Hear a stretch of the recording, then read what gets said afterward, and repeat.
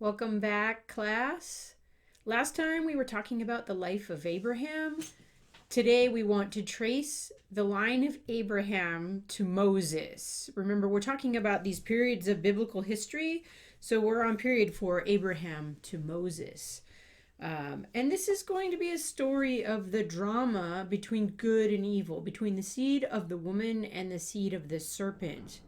And it's a story about redemption, about how God is preserving a people through whom the promise will come. Okay, so remember the promise, the curse and the promise, and the promise to Abraham, through you all the families of the earth will be blessed. So we want to see, how does that come out? So we're on this handout right here on the patriarchs, and this is going to be a story of the beginning of the nation of Israel.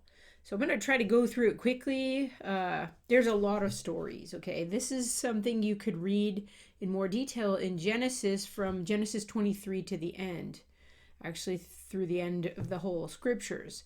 But the story of this growth of Abraham's offspring.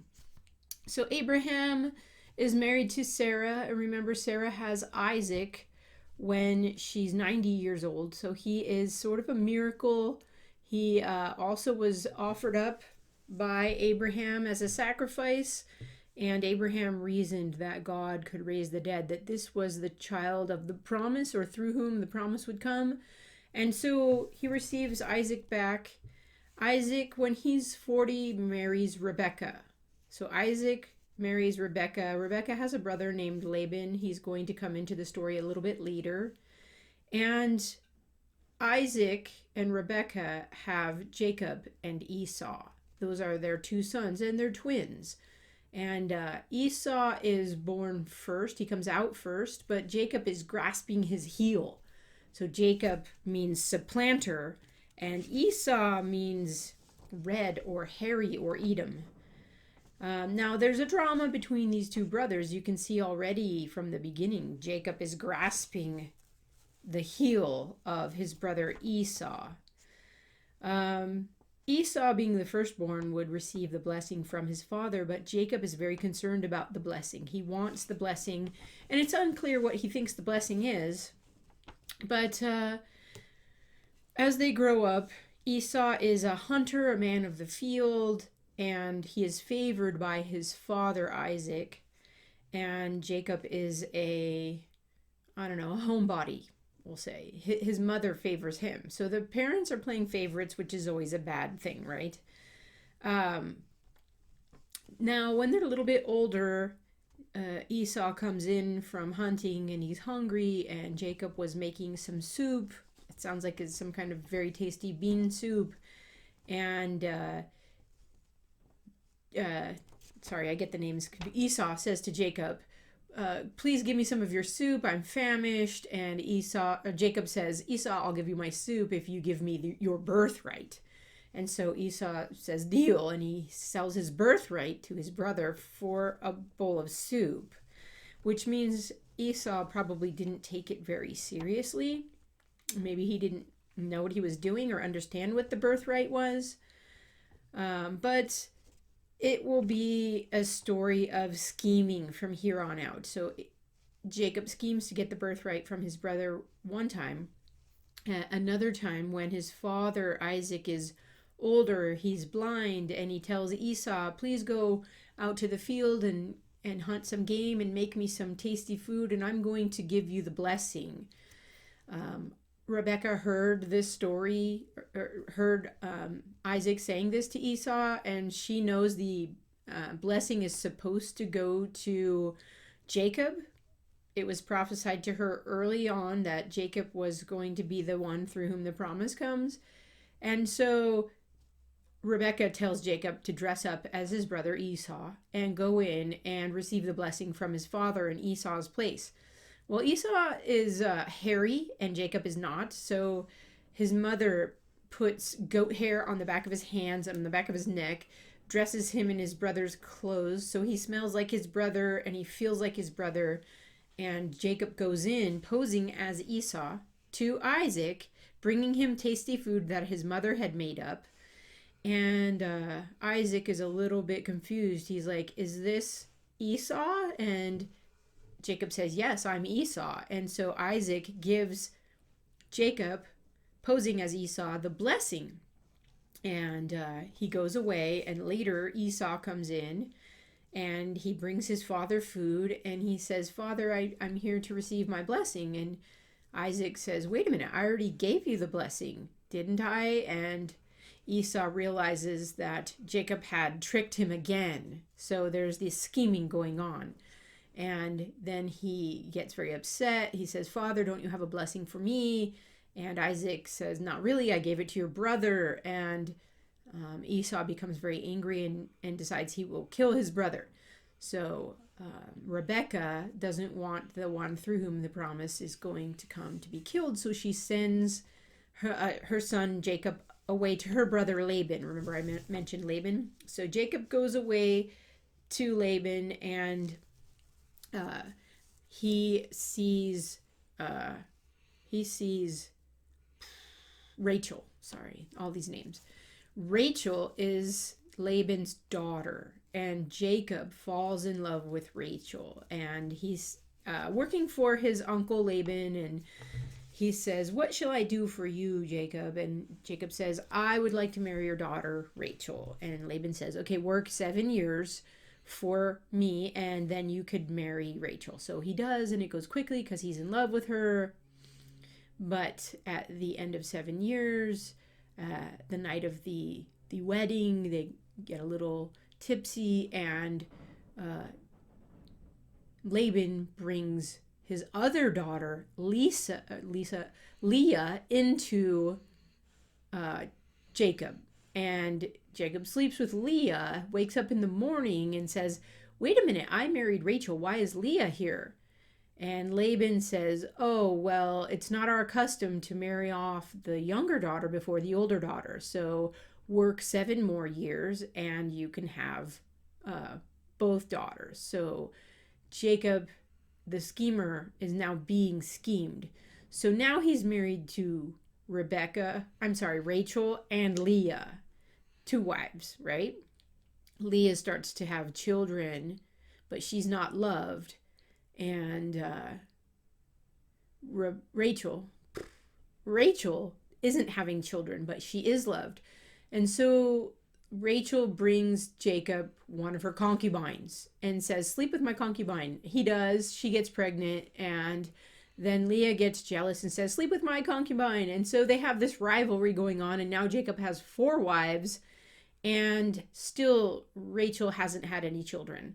Well, over time, she has Joseph, and Joseph becomes favored by his father Jacob, and Jacob gives him a very special coat, a coat of many colors. And his brothers, he kind of is a tattletale and a dreamer, and he has dreams like about his brothers bowing down to him and giving him honor, and his parents too. And so he tells them this. I don't know, it's not very wise, but like he tells them, hey guys, I had this dream where you were all bowing down to me. And they're like, you're a dreamer, and they don't like him because he's favored by their father and he tattletales on them. So eventually the 12 brothers, so Rachel, Leah, and the 2 concubines end up having 12 sons and a daughter. And they become the 12 tribes of Israel eventually. These brothers, though, not all 12 of them. There's 2 that belong to Rachel, Joseph and then Benjamin. The brothers decide to, first they want to kill Joseph, and then they decide, no, let's just sell him to the Egyptians. So they sell Joseph to the Egyptians. And Joseph is a good guy. He's a hard worker. He's conscientious. So he's sold to the Egyptians, and eventually he becomes a servant in the household of Potiphar, who is a high official in Pharaoh's order of government. But Potiphar has this wife who thinks Joseph's hot, and she's like, hey, Joseph. And he's like, no way.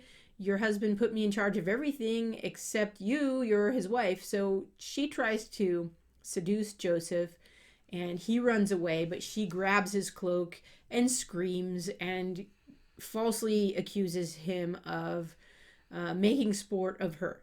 So he's put in jail. And he's put in jail. He's innocent. So first he's sold to Egypt, then he's put in jail. And in jail, he's a hard worker, and he gains the trust of the jailer. And he helps, the jailer. One day, Pharaoh's bread maker and wine taster, two different guys, are thrown in jail. Something happened with Pharaoh. I think he maybe got food poisoning or something, and either it's the bread maker or the wine taster who's messed up in their job. So they're down there in jail, and they're sad, and Joseph notices, and he's like, what's wrong with you guys? Why are you so sad? And they're like, we had some really weird dreams, and we don't know what they mean. Well, Joseph also has this skill, a gift of God, in interpreting dreams. So he says, tell me your dreams, and I'll interpret it for you by the grace of God. And so he interprets their dreams. One was that the bread baker was going to be executed, and the other was that the wine taster was going to be restored to his position, probably because they discovered that the bread was the source of the food poisoning or something like that. So Joseph tells the guys, please remember me to Pharaoh, because I'm here and I'm an innocent man and I'm in prison. Please tell Pharaoh to, rescue me. Well, the guy forgets. The wine taster forgets to tell Pharaoh. And it isn't until Pharaoh has dreams of his own that need interpreting that the wine taster remembers. And Pharaoh has some really weird dreams, and he asks the wise men to tell him what the dreams mean, and they can't tell him. And so the wine taster remembers, oh yeah, there's this Hebrew in prison who interpreted my dreams correctly. You should ask him. And so they have Joseph cleaned up. They bring him before Pharaoh, and he interprets Pharaoh's dreams. He has two dreams, and Joseph tells him they mean the same thing. And just to cut to the short here, the dreams mean there's going to be 7 years of harvest, really great harvest, and then 7 years of famine. And so in Egypt, there's going to be a 7-year famine after 7 years of good crops. So Joseph says what you should do is during the 7 bountiful years, you should store up food for the 7 years of famine. And Pharaoh says, that's a really great idea. Why don't you head that up? And Pharaoh makes Joseph the second in command to Pharaoh. So he rises from this position of being a prisoner to being the second in command. Well, it just so happens these are the dreams Joseph was having and telling his brothers about early on. So back at home, where his brothers and father and parents are, his mother, no wait, I think his mother died by this time. Yeah, that was a sad piece. Rachel dies. And so his brothers don't tell the father what really happened. The father thinks an animal ate Joseph, but in reality, he's in Egypt. And so the brothers have a need for food. There's a famine in the land, so they have to go to Egypt to get food. So the brothers go down to Egypt and they face Joseph. They don't recognize him, but he recognizes them. And he realizes that they had sold him into bondage, but God used it for his purposes. God was going to use this to rescue the Hebrews. So this is now when they start to be called Hebrews. Maybe it was earlier with Eber, but now they're called Hebrews as distinct from the Egyptians. And the Hebrew people are kind of considered unclean by the Egyptians. So in a manner of 2 trips, Joseph sort of tricks his brothers into realizing what they had done. Okay, I'm not going to give you all the details, but they do come to realize that what they had done to Joseph was wrong. And it turns out his older brother Judah ends up taking responsibility. And when he does, Joseph reveals himself to his brothers, and they are both excited and terrified because they know they deserve to be punished for what they did. But he said, "You meant it for evil, but God meant it for good." And by this time, his brothers have children, and the Hebrews are about 72 people in total.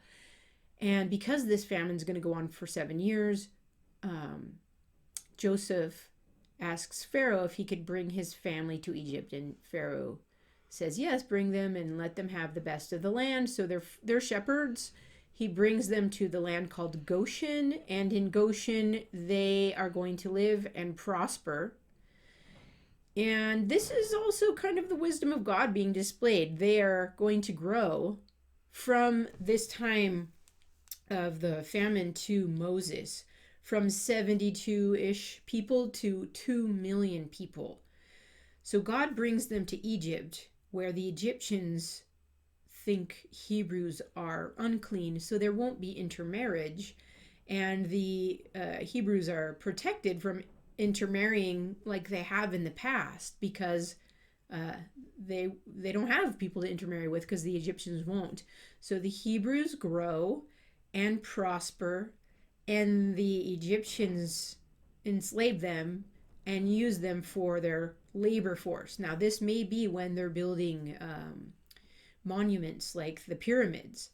The Hebrews are enslaved now, and you can see God's wisdom in bringing them to Egypt to preserve them, and also the condition of oppression being a means by which they call out to God. So remember, natural evil is a callback. In the condition of suffering and oppression, the Hebrews call out to God to rescue them. Now, God is going to bring Moses to their rescue, but it's also going to be a process. So what I want you to think about is this drama by which we have the curse and the promise. And the promise is coming through Abraham, through Isaac, through Jacob, and through Judah. So Judah is going to be the brother that is blessed by their father on his deathbed. So Abraham, Isaac, Jacob blesses Judah. You can see it in the end of Genesis when he's dying, and he is going to be the one through whom the promise comes, the line of Judah. Now, I want to pause because the next series of stories is going to be about Moses and Egypt and the exodus of the Israelites from Egypt. So Moses is about 400 years after Abraham, and the people of Israel, or the Hebrews, are about 2 million in number now in Egypt, and they're enslaved. So part of the story of redemption is, how is God going to redeem his people, not just from physical slavery, but from spiritual slavery. So this story of the Exodus is a picture of God's redemption of his people physically, but mostly spiritually. Coming out of Egypt becomes a spiritual analogy. So coming out of Egypt is like coming out of the way of the world, the way of sin and death. All right, so it's a picture. All the things happening in the Old Testament are types and shadows, at least for Christians, types and shadows of what the Messiah, or what the Christ, will do. Christ will lead his people out of slavery and bondage to sin.